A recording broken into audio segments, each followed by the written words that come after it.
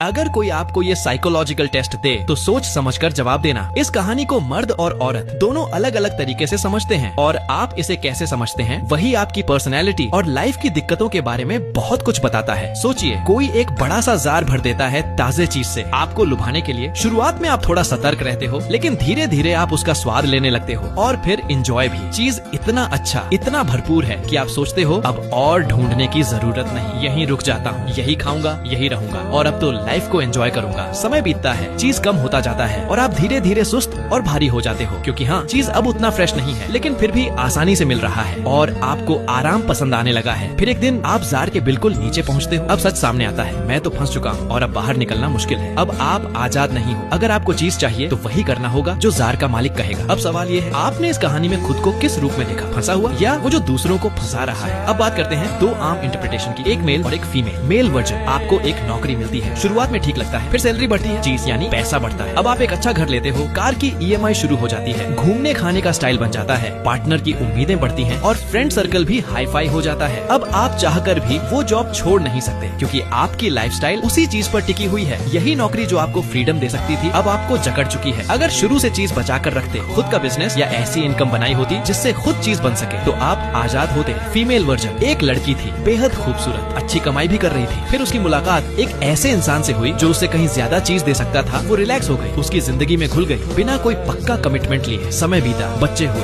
अब वो उस पर डिपेंड हो गई, उसकी चीज कम होती गई। अब उसके पास न तो वही खूबसूरती रही और न ही उतने ऑप्शंस। वो जार में फंस चुकी थी। ये बस दो आम सोचने के तरीके हैं, लेकिन अगर आप ध्यान से देखें तो ये कहानियाँ हमारे आसपास की जिंदगी का हिस्सा है। आप इसे कैसे समझते हैं वही तय करता है आप आगे क्या करने वाले हो।